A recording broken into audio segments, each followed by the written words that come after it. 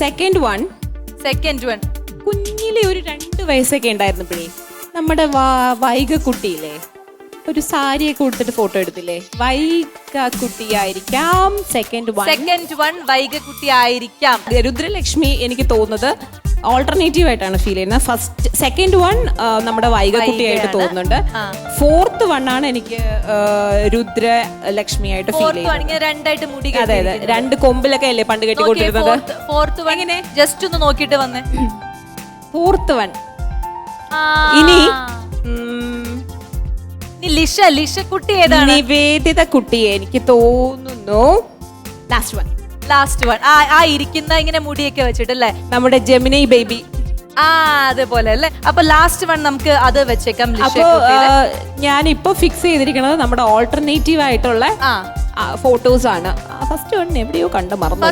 ഈ first one കണ്ണടച്ചേക്കുന്ന കുട്ടി, കണ്ണടച്ച് പ്രാർത്ഥിക്കുന്ന കുട്ടിയായിട്ട് ആരെങ്കിലും ഉണ്ടോ? നമ്മുടെ ഇപ്പൊ ഈ 3 പേരുടെ മക്കളില് ആരുമില്ല. ആരുടെയും ചുണ്ട് ഇപ്പൊ ഇങ്ങനെയില്ല. അപ്പോ എന്തായാലും ഇനി നമുക്ക് ആദ്യം സന്ധ്യയോട് ചോദിക്കാം, ഏതാണ് താങ്കളുടെ മകൾ? Second one. Correct. Thank you. Second one ആണ്. ആദ്യം തന്നെ കണ്ടുപിടിച്ചു. അത് എന്തുകൊണ്ടാണ് അങ്ങനെ കണ്ടുപിടിക്കാൻ?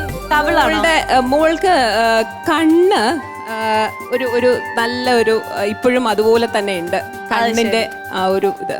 അപ്പൊ സെക്കൻഡ് വൺ അത് ആദ്യമേ തന്നെ നിത്യ ഫിക്സ് ചെയ്തായിരുന്നു. അടിപൊളി, നല്ലൊരു ഗസ് ആയിരുന്നു. ഇനി രുദ്രലക്ഷ്മിയുടെ കാര്യത്തിലായിരുന്നു ഒരു കൺഫ്യൂഷൻ ഉണ്ടായിരുന്നത്. എന്നെ ശ്വാസം കൺഫ്യൂസ് ചെയ്തതാ. മൂന്നാമത്തെ ചിരിപ്പിച്ചു നോക്കാൻ പറഞ്ഞു. മൂന്നാമത്തെ ചിരി ആരുടെയാണ്? അതറിയില്ല, പക്ഷെ 4മത്തത് രുദ്ര തന്നെയാണ്. ഇങ്ങനെ 2 സൈഡിൽ മുടി കെട്ടിയിരിക്കുന്നതാണ് രുദ്രലക്ഷ്മിയുടെ ഈ ഒരു ഏരിയയാണ് എനിക്ക് കൂടുതൽ പെട്ടെന്ന് കിട്ടിയത്. കറക്റ്റ്. നമ്മുടെ ലിഷ ചേച്ചിയുടെ മകളായിട്ട് പറഞ്ഞിരിക്കുന്ന ലാസ്റ്റ് നിൽക്കുന്ന കുട്ടിയാണ് അല്ലേ? ആ കുട്ടിയാണോ മകള്? അല്ലേ? സോറി നിത്യ. ഞാൻ പറയട്ടെ. സെക്കൻഡ്.